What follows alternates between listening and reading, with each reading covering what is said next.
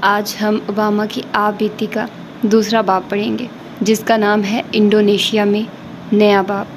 تو آئیے جلدی سے سٹارٹ کرتے ہیں اس باب کو۔ غارتِ خانے کو جانے والی سڑک ٹریفک سے اٹی ہوئی تھی۔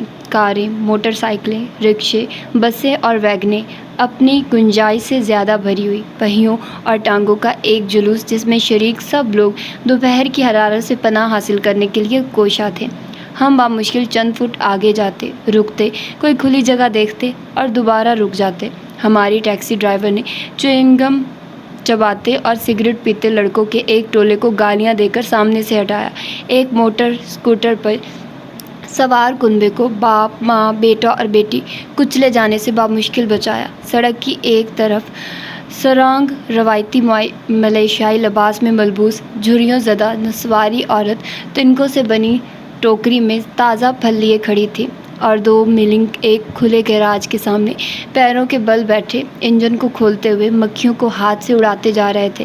ان کے پیچھے نسواری مٹی کا ایک گڑھا تھا جس میں جلتے ہوئے کوڑے کے درمیان دو لڑکے دیوانہ وار ایک کالی مرغی کو پکڑنے کی کوشش میں مصروف تھے۔ کیچڑ، مکئی اور کیلوں کے چھلکوں پر ان کے پیر پھسلے۔ وہ خوشی سے چلاتے ہوئے بھاگتے رہے اور گردآلود سڑک سے پریں غائب ہو گئے۔ ہائی وے پہ پہنچنے پر صورتحال کچھ بہتر ہو گئی اور ٹیکسی نے ہمیں سفارت خانے کے سامنے اتار دیا جہاں عمدہ وردی میں ملبوس دو میرینز نے سر ہلا کر ہمیں سلام کیا۔ دالان کے اندر پہنچے تو گلی کے شور و غل کی جگہ مالیوں کے کینچیوں کی مترنم آواز نے لے لی۔ میری ماں کا باس چھوٹے چھوٹے بالوں والا ایک سیاہ فام تھا۔ کن پٹیوں پر سفیدی نمایاں ہونے لگی تھی۔ اس کی ڈیسک پر امریکہ کا ایک چھوٹا سا جھنڈا رکھا تھا۔ اس نے آگے جھک کر زوردار انداز میں مصافحہ کیا۔ کیسے ہو نوجوان؟ اس کے پاس سے آفٹر شیو کی مہک آ رہی تھی اور کلف لگا کالر گردن کی جلد میں دھنسا جا رہا تھا۔ میں نے بڑی احتیاط کے ساتھ اسے اپنی تعلیمی پیش رفت کے متعلق بتایا۔ دفتر کی فضا ٹھنڈی اور خشک تھی، پہاڑی چوٹی کی فضا جیسی، خالص اور تیز ہوا۔ ہماری ملاقات ختم ہوئی۔ میری ماں نے مجھے لائبریری میں بٹھایا اور خود کوئی کام کرنے چلی گئی۔ میں نے اپنی کامک بکس اور ماں کا دیا ہوا ہوم ورک ختم کیا اور پھر کرسی پہ چڑھ کر کتابیں دیکھنے لگا۔ زیادہ تر کتابیں کسی 9 سالہ بچے کی دلچسپی کی نہیں تھیں۔ عالمی بینک کی رپورٹس، جیولوجیکل سروے، 5 سالہ ترقیاتی منصوبے، لیکن ایک کونے میں مجھے لائف میگزین کے شمارے ایک شفاف پلاسٹک بائنڈرز میں رکھے دکھائی دیے۔ میں نے چمکدار اشتہارات والے صفحات پلٹے۔ گڈ ایئر ٹائرز اور ڈاجز فیور، زینتھ ٹی وی اور کیمپ بیل سوپ۔ جب کسی خبر کے ساتھ لگی تصویر دیکھتا تو کیپشن پڑھنے سے قبل سٹوری کے موضوع کو اندازہ لگانے کی کوشش کرتا۔ پتھر لگی گلیوں میں کھیلتے کودتے ہوئے فرانسیسی بچوں کی تصویر۔ یہ ایک خوشی کا منظر تھا، اسکول کی محنت سے فراغت کے بعد ڈھونڈنے اور چھپنے کا کھیل۔ ان کی ہنسی آزادی کا تاثر دیتی تھی۔ ایک جاپانی عورت چھوٹی سی ننگی بچی کو خالی ٹب میں اٹھائے ہوئے۔ یہ اداس منظر تھا۔ بچی بیمار تھی، اس کی ٹانگیں مڑی ہوئی اور سر پیچھے کی طرف ڈھلکا ہوا۔ ماں کے چہرے پر دکھ کا ایک تناؤ، شاید وہ خود کو ملامت کر رہی تھی۔ انجام کار میری نظر ایک بوڑھے کی تصویر پر پڑی جو کالے رنگ کے چشمے لگائے اور رین کوٹ پہنے ایک خالی سڑک پر چلتا جا رہا تھا۔ میں اندازہ نہ لگا سکا کہ یہ تصویر کس کے بارے میں تھی۔ موضوع میں کچھ بھی غیر معمولی نہیں لکھتا تھا۔ اگلے صفحے پر ایک اور تصویر تھی، اسی آدمی کے ہاتھوں کا ایک کلوز اپ۔ ان میں ایک عجیب غیر فطری سی زردی تھی کہ جیسے گوشت میں سے سارا خون نچوڑ لیا گیا ہو۔ واپس پچھلی تصویر دیکھنے پر مجھے اس آدمی کے گھنگریالے بال، موٹے اور چوڑے ہونٹ، موٹی ناک، سب کچھ میں ایک غیر ہموار بھوت نما تاثر۔ میں نے سوچا کہ وہ شخص ضرور شدید بیمار ہوگا، شاید شائع ریزی کی زد میں آیا ہوا ہو یا کوئی البینو۔ میں نے چند روز قبل سڑک پر بھی اس قسم کا ایک شخص دیکھا تھا اور میری ماں نے مجھے ان چیزوں کے متعلق بتایا تھا۔ تصویر کے ساتھ لکھے الفاظ پڑھنے پر ہی پتہ چلا کہ اصل بات کچھ اور تھی۔ اس آدمی نے اپنی جیب سے رقم خرچ کر کے اپنی رنگت کو ہلکا کرنے کی خاطر کیمیائی علاج کروایا تھا۔ اس نے کچھ پچھتاوے کا اظہار کیا کہ وہ خود کو گوروں میں شمار کروانا چاہتا تھا اور صورتحال پر شرمسار تھا، لیکن نتائج کو بدلنا ناممکن تھا۔ امریکہ میں اس جیسے ہزاروں سیاہ فام مردوں اور عورتوں نے اشتہارات پڑھ کر یہی علاج کروایا تھا تاکہ گورے کے طور پر خوشی حاصل کر سکے۔ میں اپنے چہرے اور گردن پر تمتماہٹ محسوس ہوئی، پیٹ میں گرہ سی پڑ گئی، لفظ دھندلانے لگے۔ کیا میری ماں کو اس بات کا علم تھا؟ اس نے باس کا کیا خیال کیا ہوگا؟ وہ اس قدر پرسکون کیوں تھا؟ مجھے شدید خواہش ہوئی کہ اپنی کرسی سے اٹھوں، انہیں یہ مضمون دکھاؤں اور تصدیق کروں، لیکن کسی چیز نے مجھے روکے رکھا۔ خوابناک حالت میں جیسے اس نئے خوف نے مجھے گونگا کر دیا تھا۔ ماں کے آنے تک میں نے چہرے پر مسکراہٹ طاری کر لی تھی اور میگزین اپنی جگہ پر واپس جا چکے تھے۔ کمرہ اور اس کی فضا پہلے جیسی پرسکون تھی۔ اس وقت ہمیں انڈونیشیا میں رہتے ہوئے 3 سال ہو چکے تھے، کیونکہ میری ماں نے لولو نامی ایک انڈونیشیائی شخص سے شادی کر لی تھی جو اسے ہوائی یونیورسٹی میں ملا۔ ہوائی کی زبان میں اس کے نام کا مطلب دیوانہ بنتا تھا، جس پر گرامس آخری لمحے تک اعتراض کرتی تھی، لیکن یہ مفہوم اس شخص پر موزوں نہیں تھا، کیونکہ لولو اچھے آداب کا مالک تھا۔ وہ درمیانے قد کا، گندمی کھوبرو، کالے بالوں اور ایسے نقوش والا تھا کہ اسے بآسانی میکسیکی یا ساموئیلائی میں خیال کیا جا سکتا تھا۔ وہ ٹینس اچھی کھیلتا تھا، اس کی مسکراہٹ غیر معمولی طور پر ہموار اور مزاج مستحکم تھا۔ 2 سال یعنی میری 4 تا 6 سال کی عمر تک اس نے گرامس کے ساتھ شطرنج کے طویل میچ کھیلے اور میرے ساتھ دہنگا مشتی کی۔ جب میری ماں ایک روز مجھے بتانے بیٹھی کہ لولو نے اس سے شادی کی پیشکش کی تھی اور وہ اس کے ساتھ ایک دور دراز مقام پر منتقل ہونا چاہتی تھی تو میں حیران رہ گیا اور کوئی اعتراض نہ کیا۔ میں نے ماں سے پوچھا کہ کیا وہ اس سے محبت کرتی ہے۔ اس وقت تک مجھے ان چیزوں کی اہمیت کا اندازہ ہو چکا تھا۔ ماں کی تھوڑی تھرک گئی، جیسا کہ آنسو روکنے کی کوشش میں اکثر ہوا کرتا تھا، اور اس نے مجھے پکڑ کر اپنی چھاتی سے لگا لیا۔ میں نے خود کو بہت بہادر محسوس کیا، البتہ اس احساس کی وجہ معلوم نہ تھی۔ لولو اس کے فوراً بعد ہوائی سے چلا گیا اور میری ماں اور میں نے کہیں ماں تیاریوں میں صرف کیا۔ پاسپورٹس، ویزے، ہوائی ٹکٹ، ہوٹل کی بکنگ اور تصویروں کا غیر مختتم سلسلہ۔ جب ہم پیکنگ کر رہے تھے تو میرے نانا نے ایک اٹلس نکال کر مجھے دکھائی اور انڈونیشیا کے مجموعہ جزائر میں ناموں پر نشانات لگائے: جاوا، بورنیو، سماٹرا، بالی۔ اس نے کہا کہ بچپن میں جوزف کارنرڈ کی تحریریں پڑھنے کی وجہ سے اسے چند ایک نام یاد تھے۔ اس وقت اسپائس آئی لینڈ کہلانے والے جزائر کے نام پراسراریت میں لپٹے ہوئے تھے۔ نانا نے بتایا، یہاں کہا گیا ہے کہ وہاں اب بھی شیر پائے جاتے ہیں اور اورنگ اوتان بھی۔ اس نے کتاب سے نظریں اٹھائی اور اس کی آنکھیں پھیلی ہوئی تھیں۔ یہاں کہا گیا ہے کہ وہاں ہیڈ ہنٹس بھی موجود ہیں۔ دریاسناتوت نے سینٹ ڈپارٹمنٹ میں فون کر کے پوچھا کہ کیا وہ ملک مستحکم تھا۔ جواب ملا کہ صورتحال کنٹرول میں تھی۔ پھر بھی اس نے زور دیا کہ ہم کھانے پینے کی چیزوں کے کہیں ٹرنک بھر لیں۔ ٹینگ، خشک دودھ، سارڈین کے کین۔ اس نے مستحکم لہجے میں کہا، پتہ نہیں وہ لوگ کیا کھاتے ہوں گے۔ ماں نے سردا بھری، لیکن توت نے مجھے اپنا حمایتی بنانے کی خاطر ٹرافیوں کے کئی پیکٹ میری جانب اچھال دیے۔ آخر کار ہم دنیا کے دوسرے حصے میں جانے کے لیے پین ایم جیٹ پر سوار ہوئے۔ میں نے لمبے بازوؤں والی سفید شرٹ اور سرمئی ٹائی پہن رکھی تھی۔ ایئر ہوسٹس نے مجھے بہت سے پزل اور مونگ پھلی لا دی۔ جاپان میں 3 دن قیام کے دوران ہم ہڈیاں یخ کر دینے والی بارش میں چل کر ماکورا کے مقام پر کانسی کا بت دیکھنے گئے اور جھیلوں میں سے گزرتی ہوئی کشی سبز چائے والی آئس کریم کھائی۔ شام کے وقت میری ماں فلیش کارڈز کا مطالعہ کیا کرتی تھی۔ چمکتی دھوپ والے دوزخ جیسے تپتے جکارتا میں جہاز سے اترتے ہوئے میں نے ماں کا ہاتھ تھام لیا کہ جیسے کسی آئندہ صورتحال میں خود کو محفوظ رکھنا چاہ رہا ہوں۔ لولو ہمیں لینے آیا ہوا تھا۔ وہ کچھ بھاری ہو گیا تھا اور اب ایک گھنی مونچھ اس کی مسکراہٹ کے اوپر سجی تھی۔ اس نے میری ماں کو گلے سے لگایا، مجھے اٹھا کر ہوا میں اچھالا اور بتایا کہ ایک چھوٹے قدر کے دبلے پتلے شخص کے پیچھے چلتے جائیں جو ہمارا سامان کسٹمز کی لائن کے پاس سے گزار کر سیدھا کار کے قریب لے آیا۔ وہ آدمی بیگ رکھتے ہوئے مسکرایا اور میری ماں نے اسے کچھ کہنے کی کوشش کی، مگر اس نے بس ہنس کر سر ہی ہلا دیا۔ لوگ ہمارے گرد جمع ہو گئے اور ایک نامانوس اور اجنبی زبان میں تیز تیز کچھ بولنے لگے۔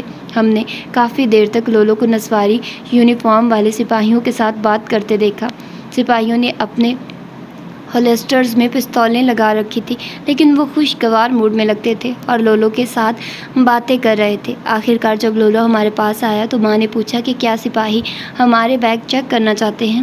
کوئی پریشانی کی بات نہیں، سب انتظام ہو جائے گا، وہ میرے دوست ہیں، لولو نے ڈرائیور سیٹ پر بیٹھتے ہوئے کہا۔ لولو نے بتایا کہ وہ کار کسی سے ادھار لے کر آیا تھا، لیکن اس نے ایک بالکل نئی جاپانی موٹر سائیکل خریدی تھی۔ ایک قریبی اسکول میں میرا داخلہ ہو چکا تھا اور رشتہ دار ہمیں ملنے کو بے قرار تھے۔ جب لولو اور میری ماں آپس میں باتیں کر رہے تھے تو میں نے اپنا سر سیٹ کی پشت سے ٹکا لیا اور ارد گرد کے مناظر دیکھنے لگا۔ سبز اور نسواری مناظر، جنگلوں میں بنے گھر، ڈیزل آئل کی بدبو اور لکڑی کا دھواں، عورتیں اور مرد دھان کے کھیتوں کے درمیان پگڈنڈیوں پر بگلوں کی طرح چلتے دکھائی دیے۔ ان کے چہرے تنکوں کے بڑے بڑے بیٹوں سے ڈھکے ہوئے تھے۔ بلاؤ جیسا گیلا اور کیچڑ میں لت پت لڑکا ایک بھینسے کی پشت پر سوار تھا، اسے بانس کی ایک چھڑی سے مار رہا تھا۔ گلیاں زیادہ گنجان ہوتی گئی، دکانیں اور مارکیٹیں اور ہتھ گاڑیاں چلاتے ہوئے مرد، پھر عمارات بلند ہونا شروع ہوئی جیسی ہوائی میں تھی۔ لولو نے بتایا، بہت جدید ہوٹل، انڈونیشیا اور نیا شاپنگ سینٹر، لیکن چند ایک عمارات ہی سڑک کے کنارے لگے سایہ بخش درختوں سے زیادہ بلند تھی۔ جب ہم بڑے بڑے مکانات کی ایک اونچی قطار کے پاس سے گزرے جن کے باہر اونچے جنگلے لگے تھے اور نگرانی کے لیے چوکیاں بنی تھیں، تو میری ماں نے کچھ پوچھا جو میری سمجھ میں نہ آیا۔ وہ حکومت اور سوکارنو نامی ایک شخص کے بارے میں پوچھ رہی تھی۔ سوکارنو کون ہے؟ میں پچھلی سیٹ پر بیٹھا بیٹھا چلایا، لیکن یوں لگا جیسے لولو نے میری بات ہی نہ سنی ہو۔ اس کے بجائے اس نے میرے بازو کو چھوا اور سامنے کی جانب اشارہ کرتے ہوئے بولا، وہ دیکھو، وہاں سڑک کی دونوں طرف ٹانگیں پسارے کم از کم 10 منزل اونچا ایک بلند قامت دیو کھڑا تھا، جس کا بدن انسان اور چہرہ بوزنے جیسا تھا۔ لولو نے مجسمے کا چکر لگائے ہوئے بتایا، یہ ہنومان ہے، بندر دیوتا۔ میں سرزدگی کے عالم میں گھوم کر اسے دیکھتا رہا۔ وہ ایک زبردست جنگجو ہے، 100 سورماؤں جتنا طاقتور۔ شیطانوں کے ساتھ لڑائی میں اسے کبھی شکست نہیں ہوئی۔ مکان شہر کے نوحہ میں ایک ترقی پذیر علاقے میں واقع تھا۔ سڑک چوڑے نسواری دریا پر بنے ایک تنگ پل کے اوپر سے گزرتی تھی۔ گزرتے وقت میں نے دیہاتیوں کو دریا کے کنارے پر کپڑے دھوتے اور نہاتے دیکھا۔ تب ہم ایک کچی سڑک پر اتر اور چھوٹی چھوٹی دکانوں اور سفید کیے ہوئے بنگلوں کے درمیان سے گزر کر آخرکار گاؤں کی تنگ راہداریوں میں چلنے لگے۔ مکان معتدل درجے کا، پلستر کیا ہوا، سرخ ٹائل والا تھا، لیکن یہ بہت کشادہ اور ہوادار تھا۔ سامنے چھوٹے سے صحن میں آم کا درخت لگا تھا۔ جب ہم دروازے سے اندر داخل ہو رہے تھے تو لولو نے اعلان کیا کہ میرے لیے ایک سرپرائز ہے، لیکن اس کے کچھ بتانے سے پہلے ہی ہمیں درخت کی بلند شاخوں سے ایک بہرا کر دینے والی کوک سنائی دی۔ میری ماں اور میں کود کر پیچھے ہٹے اور دیکھا کہ ایک بڑا سا چپٹے سر اور لمبے بازوؤں والا ایک بالدار جانور نچلی شاخ پر کودا تھا۔ بندر؟ میں چلایا۔ بوزنا ہے، میری ماں نے درستگی کی۔ لولو نے اپنی جیب سے مونگ پھلی نکال کر اس جانور کی انگلیوں میں پکڑائی۔ اس نے کہا، اس کا نام ٹاٹا ہے، میں تمہارے لیے اسے نیو گنی سے خرید کر لایا ہوں۔ میں قریب سے دیکھنے کے لیے 1-2 قدم آگے گیا، لیکن ٹاٹا نے چپٹنے کا تاثر دیا۔ اس کی گول دائروں والی آنکھیں غضبناک اور شک سے بھرپور تھیں۔ میں نے فیصلہ کیا کہ مزید آگے نہیں بڑھنا چاہیے۔ لولو ٹاٹا کو ایک اور مونگ پھلی پکڑاتے ہوئے بولا، گھبراؤ مت، وہ ڈرا ہوا ہے، اور بھی کچھ موجود ہے۔ میں نے اپنی ماں کی طرف دیکھا تو وہ متذبذب انداز میں مسکرائی۔ پچھلے صحن میں ہمیں ایک چھوٹا سا چڑیا گھر دکھائی دیا۔ مرغیاں اور بطخیں ادھر ادھر پھدکتی ہوئی، گرجدار آواز والا بڑا سا پیلا کتا اور وحشت کے 2 پرندے، ایک سفید کوٹاکو طوطا اور 2 مگرمچھ کے بچے جو ایک تالاب کے پانی میں آدھے ڈوبے ہوئے تھے۔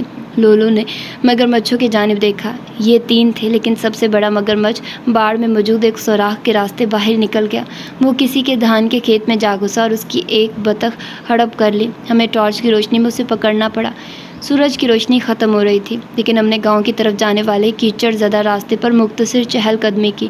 اڑوس پڑوس کے کھیل کود کرتے بچوں نے اپنے ہاتھ ہلاتے اور چند برہنہ پا بوڑھوں نے آ کر مصافحہ لیا۔ ہم ایک جگہ پر رکے جہاں لولو کے ملازم چند بکریاں چرا رہے تھے اور ایک چھوٹا سا لڑکا ڈریگن فلاپی کو دم سے پکڑے ہوئے میرے پاس آیا۔ جب ہم مکان میں واپس آئے تو ہمارا سامان لانے والا آدمی پچھلے صحن میں کھڑا تھا۔ اس نے اپنی بغل میں ایک نسواری رنگ کی مرغی دبا رکھی تھی اور دائیں ہاتھ میں لمبی سی چھڑی تھی۔ اس نے لولو سے کچھ کہا، جس نے سر ہلا کر جواب دیا اور میری ماں کو اور مجھے آواز دی۔ ماں نے مجھے وہیں انتظار کرنے کو کہا اور لولو کو سوالیہ نظروں سے دیکھا۔ کیا تمہارے خیال میں وہ ابھی چھوٹا سا بچہ ہے؟ لولو نے کندھے اچکائے اور میری طرف دیکھا۔ لڑکے کو معلوم ہونا چاہیے کہ اس کا کھانا کہاں سے آیا ہے۔ کیا خیال ہے باری؟ میں نے ماں کی طرف دیکھا اور پھر دوبارہ مرغی پکڑ کر کھڑے آدمی کی طرف منہ کر لیا۔ لولو نے دوبارہ سر ہلایا اور میں نے دیکھا کہ اس آدمی نے مرغی کو ایک نالی کے قریب نیچے رکھا، ایک گھٹنے تلے اچھی طرح جکڑا اور اس کی گردن پکڑ کر باہر کھینچی۔ لمحہ بھر کے لیے مرغی تڑپی، اپنے پر پھڑپھڑائے، چند پر ہوا میں اڑے، پھر وہ بالکل ساکت ہو گئی۔ آدمی نے چھری کے ایک ہی مدم وار سے مرغی کی گردن کاٹ دی تھی۔ قرمزی خون کی ایک دھار سے نکلی۔ آدمی مرغی کو اپنے جسم سے دور کر کے پکڑے ہوئے کھڑا ہوا اور اچانک ہوا میں اچھال دیا۔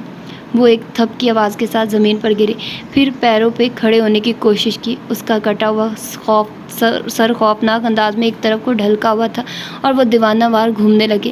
میرے دیکھتے دیکھتے اس کے چکر مختصر ہوتے گئے، خون ٹپکتا رہا اور انجام کار مرغی بے جان ہو کر گھاس پہ گر گئی۔ لولو نے اپنا ہاتھ میرے سر پہ پھیرا اور مجھے اور میری ماں کو نہانے دھونے کا کہا۔ ہم تینوں نے بلب کی روشنی میں خاموشی سے کھانا کھایا، مرغی کا سالن اور چاول، پھر میٹھے میں ایک سرخ بالدار چھلکے والا پھل جو اتنا میٹھا تھا کہ میں پیٹ میں درد ہو جانے تک کھاتا رہا۔ بعد ازاں مچھردانی میں اکیلے لیٹے ہوئے میں نے چاندنی میں جھینگروں کی آواز سنی اور چند گھنٹے قبل دیکھی ہوئی زندگی کی آخری گھڑیوں کو یاد کیا۔ مجھے اپنی خوش قسمتی پر یقین نہیں آ رہا تھا۔ سب سے پہلی یاد رکھنے کی بات خود محفوظ رہنا ہے۔ لولو اور میں پچھلے صحن میں آمنے سامنے بیٹھے تھے۔ ایک روز قبل میں گھر آیا تو میرے سر پر ایک طرف انڈے جتنا گومڑ پڑا ہوا تھا۔ لولو نے اپنی موٹر سائیکل دھونے کے دوران نظر ڈالی اور پوچھا کہ کیا ہوا ہے۔ میں نے اپنی عمر سے بڑے ایک لڑکے کے ساتھ ہونے والی لڑائی کے متعلق بتایا جو گلی کے آخر میں رہتا تھا۔ میں نے بتایا کہ وہ لڑکا عین کھیل کے دوران میرے دوست کا فٹ بال لے کر بھاگ گیا تھا۔ میں نے پیچھا کیا تو لڑکے نے ایک پتھر اٹھا لیا۔ یہ ناانصافی تھی۔ میری آواز دکھ سے بھر گئی۔ اس نے بے ایمانی کی تھی۔ لولو نے اپنی انگلیوں سے میرے بال ہٹائے اور خاموشی سے زخم کا جائزہ لیا۔ خون نہیں بہہ رہا، آخر کار اس نے کہا اور واپس اپنے کام میں لگ گیا۔ میں سمجھا کہ معاملہ وہیں ختم ہو گیا تھا، لیکن اگلے روز جب وہ کام سے واپس آیا تو میرے لیے باکسنگ گلوز کے 2 جوڑے بھی لایا۔ ان میں چمڑے کی بو تھی۔ بڑا والا جوڑا کالا اور چھوٹا سرخ رنگ کا تھا۔ اس نے دستانوں کے تسمے آپس میں باندھ کر کندھے پہ ڈال رکھے تھے۔ اب اس نے میرے گلوز کے تسمے باندھے اور ان کا جائزہ لیا۔ میرے ہاتھ اطراف میں جھول رہے تھے۔ لولو نے سر ہلایا اور گلوز کو میرے چہرے کے آگے کر دیا۔ یہاں اپنے ہاتھ ہمیشہ اوپر رکھو۔ اس نے میری کونیوں کو ایڈجسٹ کیا، پھر آگے کو جھکا اور اچھلنے لگا۔ تمہیں حرکت کرتے رہنا چاہیے، لیکن ہمیشہ جھکے رہو۔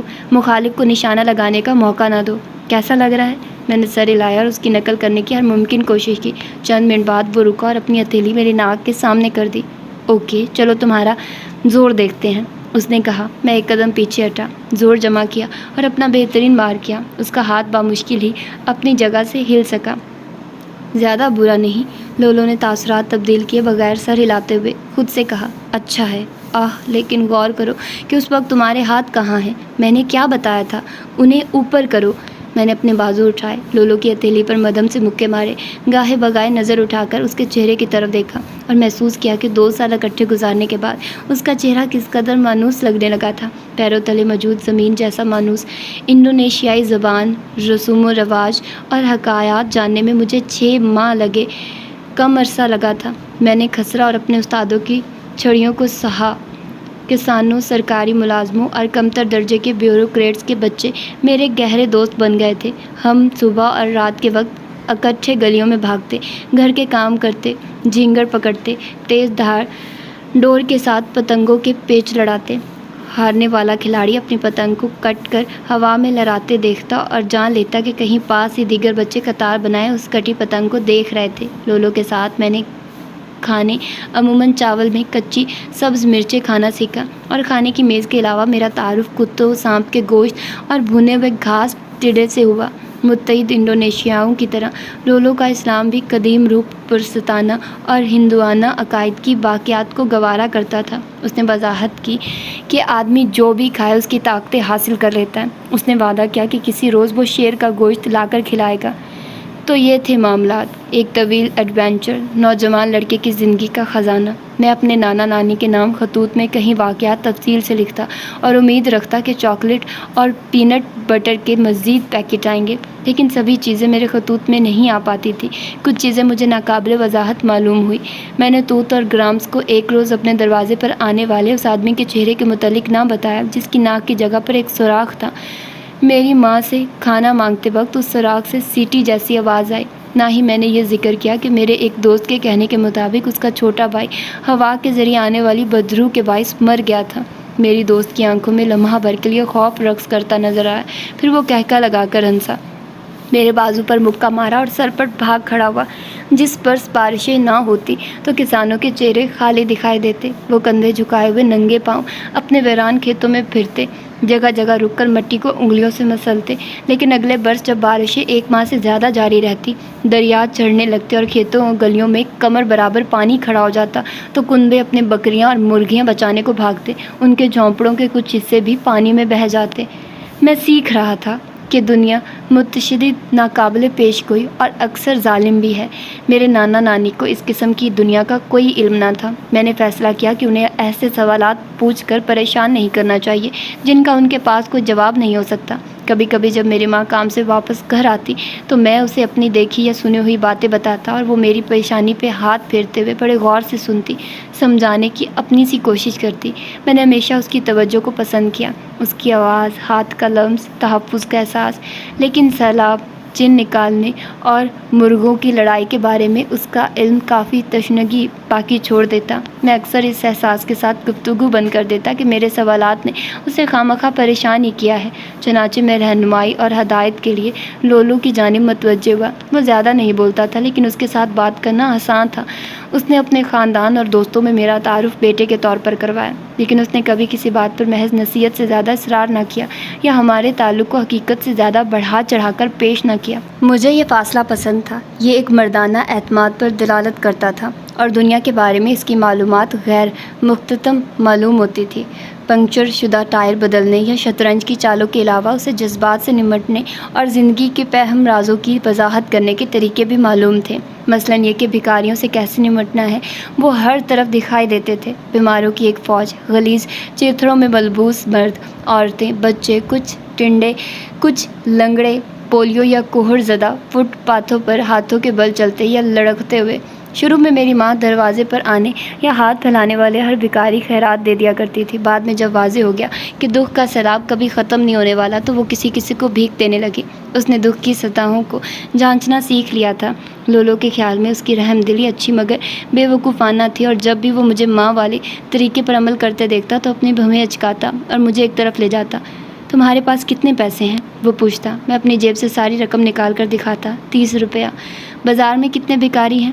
मैं उन भिखारियों की तादाद का तसव्वुर करने की कोशिश करता जो गुज़श्ता हफ्ते हमारे मकान पर आए होते। जब उसे मालूम हो जाता कि मेरे लिए गिनना मुश्किल हो रहा है तो वो कहता, देखा तुमने, बेहतर है कि अपने पैसे बचाओ और सारी रकम कली में ही ख़त्म ना कर जाओ।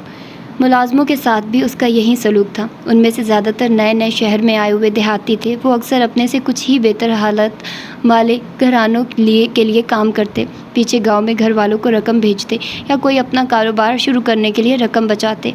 अगर उनका कोई नस्बुल आइन होता तो लोलो इब्तदा करने के लिए उनकी मदद करने पर तैयार हो जाता, और वो अमूमन उनकी ज़ाती हमाकतों को भी बर्दाश्त कर लेता। उसने अच्छी तबीयत के हामिल एक नौजवान को साल भर के लिए मुलाजिम रखा जो हफ्तावार छुट्टी के दिन औरतों जैसे कपड़े पहनना पसंद करता था। लोलो को उस आदमी का पकाया हुआ खाना बहुत पसंद था, लेकिन वो काम चोर, लापरवाह या पैसे ज़ाया करने वाले मुलाजमीन को बिला हिचकिचाहट फारिग कर देता, और जब मेरी माँ या मैं आड़े आने की कोशिश करते तो वो झला उठता।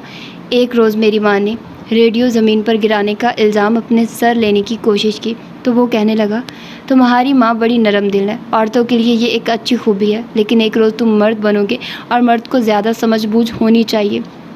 उसने वजाहत की कि इन बातों का अच्छाई या बुराई, पसंद या नापसंद से कोई ताल्लुक़ नहीं था। ये ज़िंदगी को उसकी हकीकत में लेने का मामला था। मैं अपने जबड़े पर एक झटका महसूस हुआ और मुंह उठाकर लोलो का पसीने में भीगा चेहरा देखा। तवज्जो से सुने, अपने हाथ ऊपर रखो। हमने मज़ीद आधा घंटा बॉक्सिंग की और फिर लोलो ने सस्ताने का फ़ैसला किया। मेरे बाजू तप रहे थे और मेरा सारा सर नब्ज़ की मानी धड़क रहा था। हमने पानी का पूरा जग लिया और मगरमच्छ वाले जोहड़ के किनारे बैठ गए। थक गए हो? उसने पूछा। मैं आगे को झुक गया और बामुश्किल सर हिला सका। वो मुस्कुराया और अपनी पैंट का एक पौंचा ऊपर किया। मुझे उसके टखने से लेकर पंडली के वस्त तक ज़ख्मों के निशान नज़र आए। ये क्या है? जोंग के निशान। जब मैं न्यू गनी में हुआ करता था तो दलदलों में मशक करने के दौरान वो मेरे फ़ौजी बूटों के अंदर घुस गई। रात के वक्त जब जुराबें उतारते तो वहाँ चिपकी होती, खून पी पी कर फूली हुई। इन पर नमक डाले तो वो मर जाती हैं, लेकिन इसके बावजूद उन्हें छुरी गर्म करके जिस्म से अलग करना पड़ता है। मैं बैज़वी ज़ख्मों पर उंगलियां फेरी। वो मुलायम और बेबाल थे। मैंने लोलो से पूछा कि क्या इसे दर्द हुआ था? ज़रूर हुआ था, उसने जग में से एक घूंट पीते हुए कहा। कभी कभी हम चोट की फ़िक्र नहीं कर सकते, कभी कभी आपको सिर्फ अपने हदफ तक पहुंचने की फ़िक्र होती है। ہم چپ ہو گئے اور میں نے اسے کن اکھیوں سے دیکھا۔ مجھے محسوس ہوا کہ اسے کبھی اس طریقے سے اپنے احساسات کے متعلق باتیں کرتے نہیں سنا تھا، نہ ہی میں نے کبھی اسے حقیقی غصے یا اداسی کے عالم میں دیکھا تھا۔ وہ سخت اور طے شدہ خیالات کی دنیا کا باسی لگتا تھا۔ اچانک میرے دماغ میں ایک خیال آیا، کیا آپ نے کبھی کسی آدمی کو ہلاک ہوتے دیکھا ہے؟ میں نے پوچھا۔ اس نے نظر نیچے ڈالی اور سوال پر کچھ حیران ہوا۔ دیکھا ہے؟ میں نے دوبارہ پوچھا۔ ہاں، وہ بولا۔ کیا خون بہا تھا؟ ہاں۔ میں نے لمحہ بھر کو سوچا، وہ آدمی کیوں مرا تھا جسے آپ نے مرتے دیکھا؟ کیونکہ وہ کمزور تھا، بس اتنی سی بات۔ لولو نے کندھے اچکائے اور اپنی پینٹ کا پونچا نیچے کر لیا۔ عموماً اتنا ہی کافی ہوتا ہے۔ انسان دوسرے انسانوں کی کمزوری کا فائدہ اٹھاتے ہیں۔ اس معاملے میں وہ بالکل ملکوں جیسے ہوتے ہیں۔ توانا انسان کمزور انسان کی زمین ہتھیا لیتا ہے۔ وہ کمزور انسان سے اپنے کھیتوں میں کام کرواتا ہے۔ اگر کمزور کی بیوی خوبصورت ہو تو طاقتور اسے بھی چھین لے گا۔ اس نے رک کر پانی کا ایک اور گھونٹ پیا اور پھر پوچھا، تم کیا بننا پسند کرو گے؟ میں نے جواب نہ دیا اور لولو نے آنکھیں میچ کر اوپر آسمان کو دیکھا۔ طاقتور بننا بہتر ہے، اس نے مضبوط لہجے میں کہا اور اٹھ کھڑا ہوا۔ اگر تم طاقتور نہیں بن سکتے تو پھر چالاک بن جاؤ اور طاقتور شخص کے ساتھ صلح قائم کرو، لیکن ہمیشہ خود طاقتور بننے کی کوشش کرنا، ہمیشہ۔ ماں ہمیں گھر کے اندر بیٹھی دیکھ رہی تھی۔ اس نے اپنی ڈیسک پر کاغذوں کے درمیان سے ہماری طرف توجہ کی۔ وہ کیا باتیں کر رہے ہیں؟ اس نے دل میں سوچا، شاید خون اور خوبیوں کے متعلق، ناخن کھانے کے بارے میں، وغیرہ وغیرہ۔ وہ اونچی آواز میں ہنسی اور پھر سنبھل گئی۔ یہ نامناسب تھا۔ وہ مجھ پر لولو کی مہربانیوں کے لیے تہہ دل سے مشکور تھی۔ شاید وہ اپنے بیٹے سے بھی بالکل اسی طرح پیش آتا۔ ماں نے اپنے کاغذ ایک طرف رکھے اور مجھے ڈنٹر پلتے ہوئے دیکھا۔ اس نے سوچا کہ وہ بہت تیزی سے جوان ہو رہا ہے۔ اس نے ہماری آمد کے دن کو تصور میں لانے کی کوشش کی۔ ایک 24 سالہ عورت بچے کے ہمراہ ایک ایسے آدمی کی بیوی بن کر جس کے ماضی اور ملک کے بارے میں وہ بامشکل ہی کچھ جانتی تھی۔ اب اسے معلوم ہوا کہ اس وقت وہ اتنا کم کچھ جانتی تھی کہ معصومیت میں اپنا امریکی پاسپورٹ بھی ساتھ لے آئی تھی۔ کیا پتہ حالات بدل جائیں، کافی خراب ہو جائیں۔ اسے امید تھی کہ نئی زندگی مشکل ضرور ہوگی۔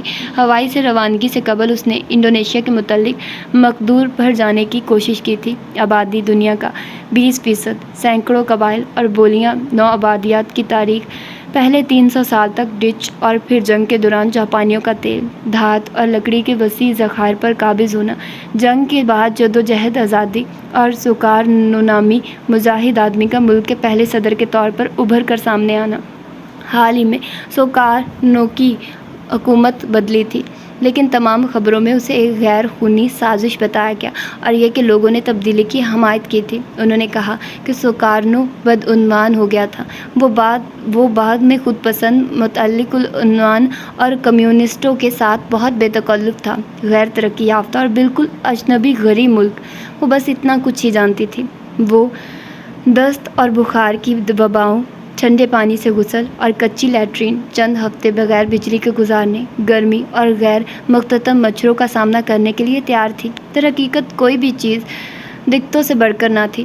وہ اس سے کہیں زیادہ سخت جان تھی جتنی کہ دکھائی دیتی تھی، اتنی سخت جان کہ اسے خود بھی معلوم نہ تھا۔ بہرحال بارک کے جانے کے بعد جزوًا انہی چیزوں نے اسے لولو کی جانب مائل کیا تھا۔ کچھ نئی اور اہم چیز پانے کا عزم، والدین کی پون سے دور، اپنے شوہر کو ملک کی پرجوش فضا میں تعمیر نو کے لیے مدد دینا۔ لیکن وہ تنہائی کے لیے تیار نہ تھی۔ یہ مستقل تھی، سانس کی طرح۔ در حقیقت وہ دو ٹوک انداز میں کسی نقطے کی نشاندہی نہیں کر سکتی تھی۔ لولو نے گرم جوشی سے اس کا استقبال کیا اور اسے گھر کا احساس دینے کی خاطر ہر ممکن کوشش کی۔ اسے مقدور بھر ہر چیز فراہم کی۔ لولو کے گھر والے بھی ماں کے ساتھ خوش اسلوبی اور فراخ دلی سے پیش آئے اور اس کے بیٹے کو اپنا بیٹا سمجھا۔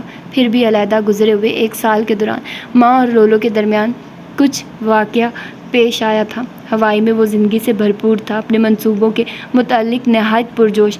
رات کے وقت جب وہ اکیلے ہوتے تو وہ عالمی جنگ کے زمانے میں اپنی جوانی کے قصے سناتا۔ جب اس نے اپنے باپ اور بڑے بھائی کو انقلابی فوج میں شامل ہو کر روانہ ہوتے دیکھا، دونوں کے مارے جانے کی خبر سنی، کیسے ڈچ فوج نے ان کا گھر جلا دیا، کیسے وہ بچ کر کھیتوں میں بھاگے، اس کی ماں نے کیسے زیور بیچ بیچ کر پیٹ پالا۔ لولو نے ماں کو بتایا تھا کہ رچ کو نکالے جانے کے بعد اب حالات بدل رہے ہوں گے، وہ واپس جا کر یونیورسٹی میں پڑھائے گا اور تبدیلی کے عمل کا حصہ بنے گا۔ اس نے اس حوالے سے کبھی کوئی بات نہ کی۔ در حقیقت لگتا تھا کہ جیسے وہ ماں سے بات ہی نہیں کرتا، صرف ضرورت پڑنے پر ہی بات ہوتی، مثلاً کوئی نل ٹھیک کرنا یا کسی دور دراز کزن سے ملاقات کی تیاری۔ لگتا تھا کہ جیسے وہ کسی ناقابل رسائی تاریخ خفیہ گوشے میں جا چھپا تھا اور اپنی ذات کا روشن ترین حصہ بھی ساتھ ہی لے گیا۔ کچھ راتوں کو جب سب لوگ سونے چلے جاتے تو ماں اسے درآمد شدہ شراب کی بوتل پکڑے گھر میں گھومتے اور اپنے دل کی باتیں کہتے سنتی۔ کچھ راتوں کو وہ سونے سے قبل اپنے تکیے تلے پستول رکھتا۔ جب بھی ماں مسئلہ دریافت کرتی تو وہ دھیمے لہجے میں اسے چپ کروا دیتا اور کہتا کہ وہ بس تھک گیا ہے۔ یوں لگتا تھا کہ جیسے الفاظ پر سے اس کا اعتبار اٹھ گیا ہو، الفاظ اور ان میں شامل جذبات۔ ماں کو شک تھا کہ ان مسائل کا کچھ نہ کچھ تعلق لولو کی ملازمت کے ساتھ ضرور ہے۔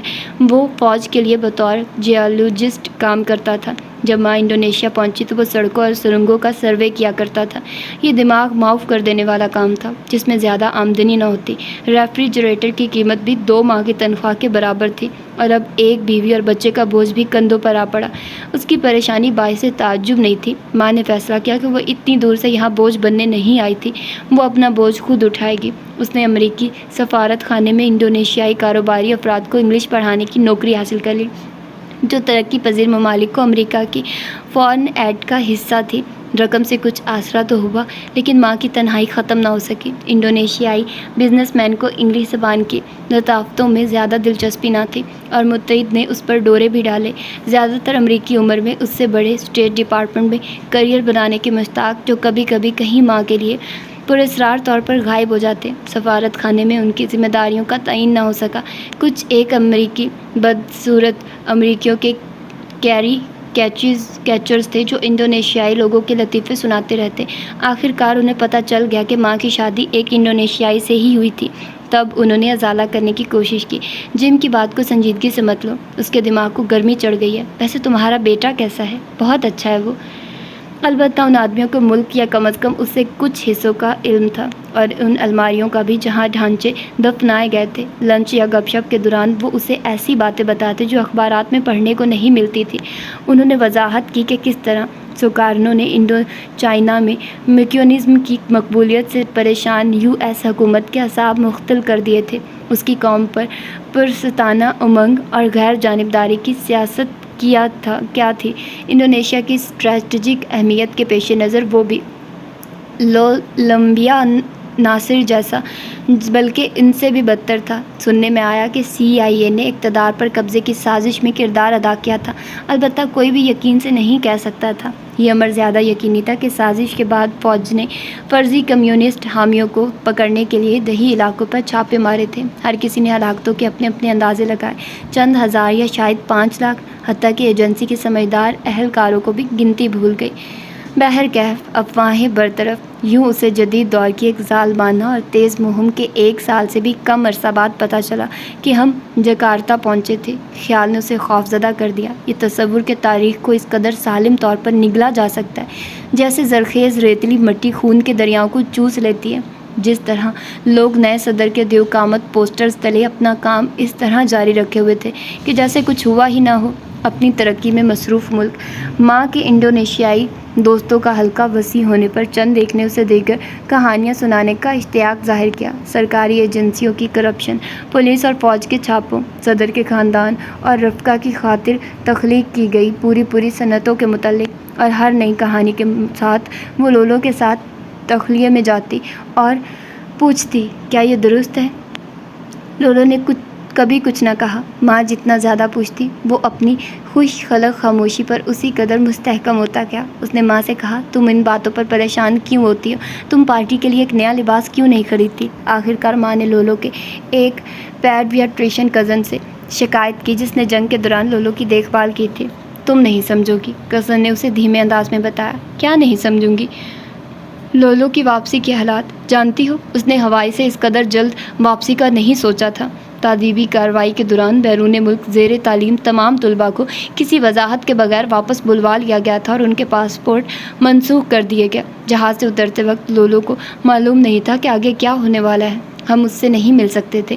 فوجی حکام اسے لے گئے اور پوچھ گچھ کی۔ انہوں نے بتایا کہ اسے فوج میں جبری بھرتی کیا گیا ہے اور وہ 1 سال کے لیے न्यू गनी के जंगलों में जा रहा है। वो चंद खुशकिस्मत नौजवानों में से एक था। मशरकी ब्लॉक के ममालिक में ज़ेर तालीम तलबा के साथ ज़्यादा बुरी हुई। उनमें से मुतअद्दिद अब भी जेल में हैं या फिर गायब हो चुके हैं। तुम्हें लोलो पर इतना ज़ोर नहीं देना चाहिए। इस किस्म के वाक़यात को भूल जाना ही बेहतर है। कज़न ने अपनी बात दोहराई। मेरी माँ कज़न के घर से निकली तो उसका सर चकरा रहा था। बाहर सूरज सर पे था। हवा घर से हटी हुई थी, लेकिन उसने टैक्सी लेने के बजाय बिला सिमत पैदल चलना शुरू कर दिया। उसने खुद को एक अमीर इलाके में पाया जहाँ सफ़ीर और जर्नील बुलंद आहिनी फाटकों वाले मकानात में रहते थे।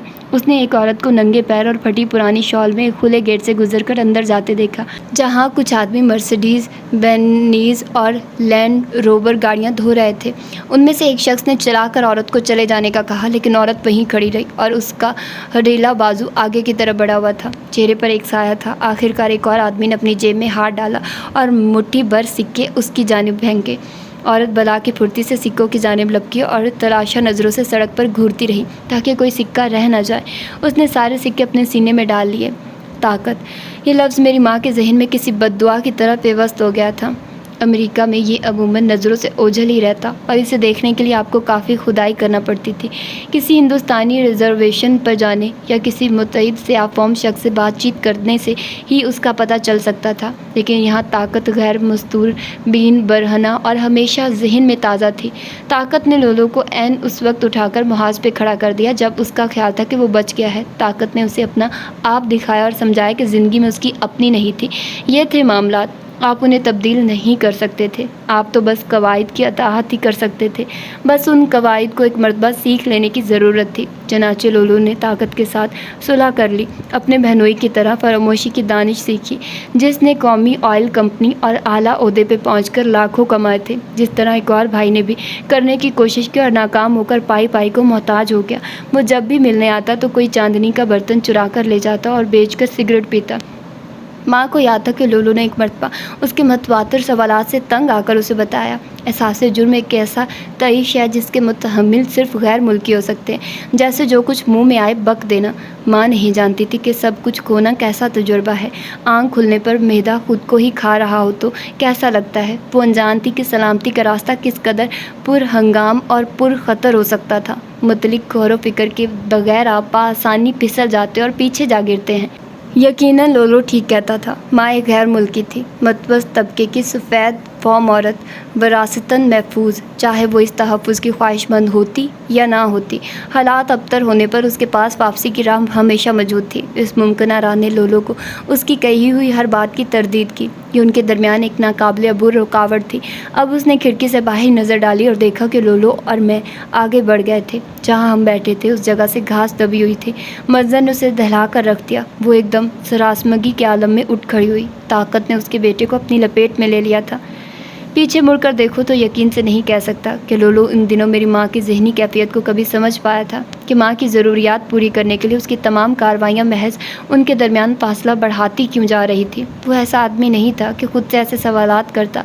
उसके बजाय उसने तवज्जो मरकूज़ रखी और इंडोनेशिया में हमारे क़याम के अरसे में वो ऊपर चढ़ता रहा। अपने बहनोई की मदद से उसने एक अमरीकी ऑयल कंपनी के शोबा सरकारी ताल्लुकात में नई कंपनी हासिल की। हम एक बेहतर इलाके में मुंतकिल हो गए। मोटरसाइकिल की जगह कार आ गई, मगरमच्छों और टाटा की जगह एक टेलीविज़न और हाई फाई ने ले ली।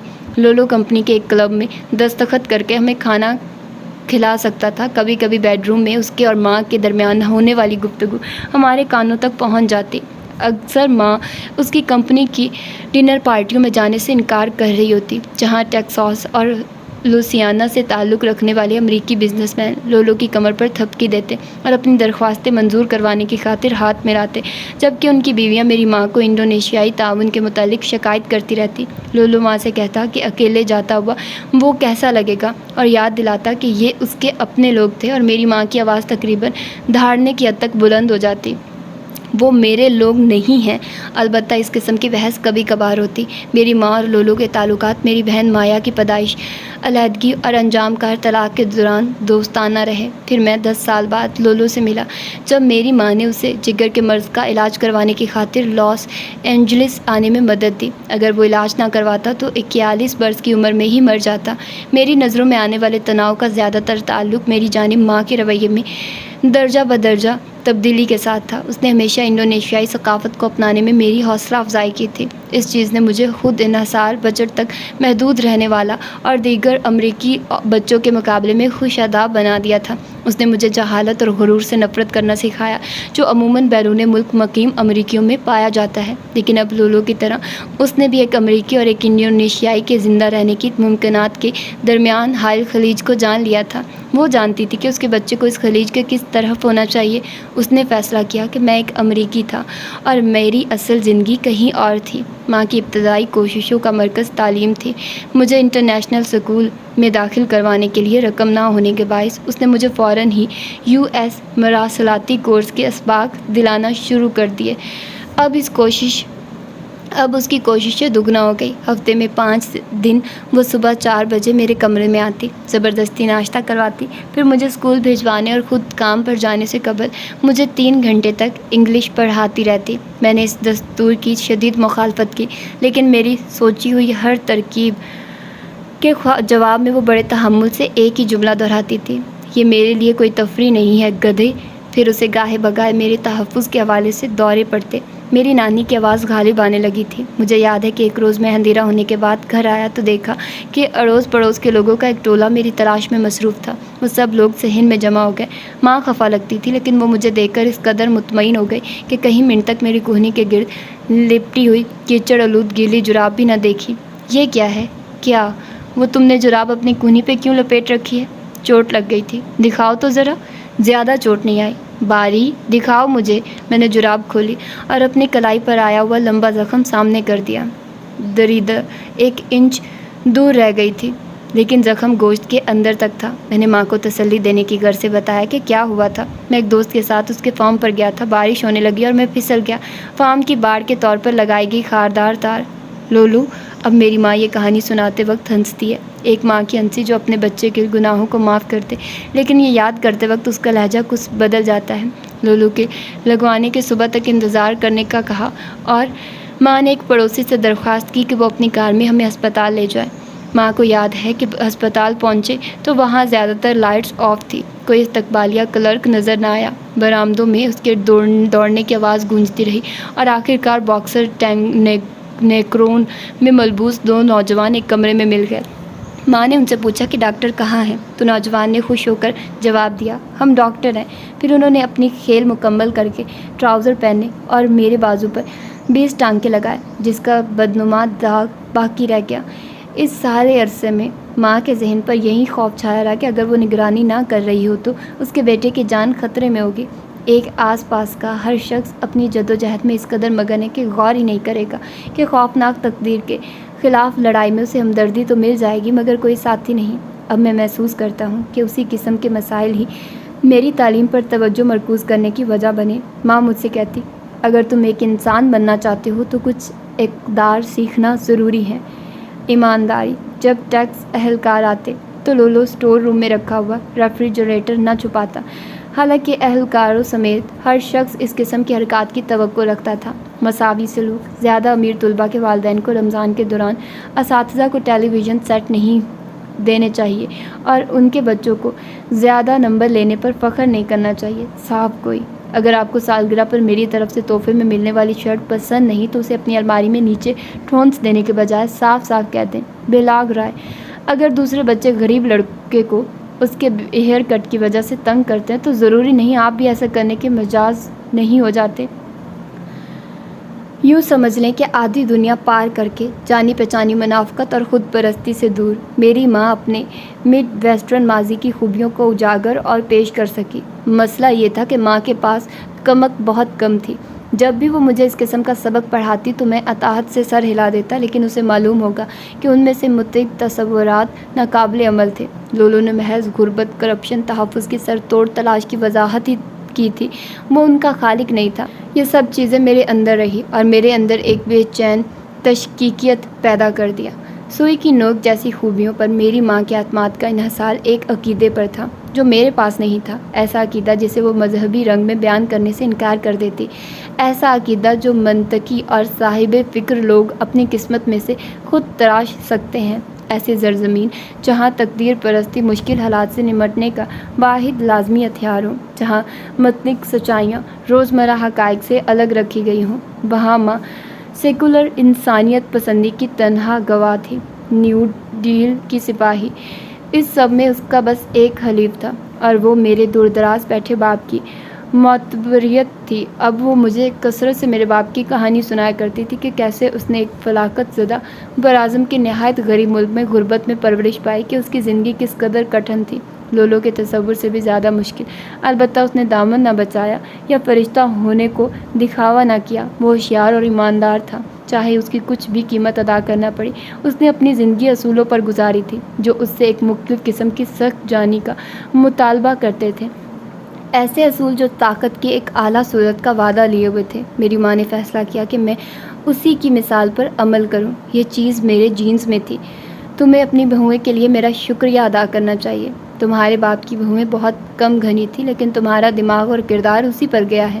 ماں کا پیغام بالعموم سیاہ فام لوگوں کو گلے لگانا ہو گیا۔ وہ سول حقوق کی تحریک کے موضوع پر کتابیں، مہالیہ جیکسن کی ریکارڈنگ، ڈاکٹر کنگ کی تقریریں لے کر گھر آتی۔ جب اس نے مجھے جنوب میں اسکول کے بچوں کی کہانیاں سنائیں، جنہیں زبردستی سفید فام اسکولوں سے آئی ہوئی پرانی کتب پڑھنے پر مجبور کیا جاتا تھا، مگر وہ اس کے باوجود ڈاکٹر، وکیل اور سائنسدان بنے، تو صبح سویرے اٹھ کر پڑھنے میں اپنی ہچکچاہٹ پر شرمسار ہوتا۔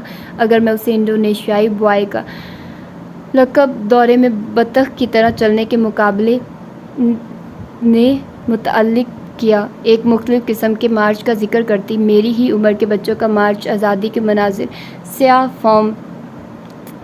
فام سڈنی پولائٹ یا تھرو گڈ مارشل تھا۔ ہر سیاہ فام عورت فینی لوہیم یا لینا وارنی تھی۔ سیاہ فام ہونے کا مطلب ایک عظیم ورثے، ایک خصوصی مقدر اور زبردست بوجھ کا حامل ہونا تھا، جسے اٹھانے کی ہمت صرف ہم ہی رکھتے تھے۔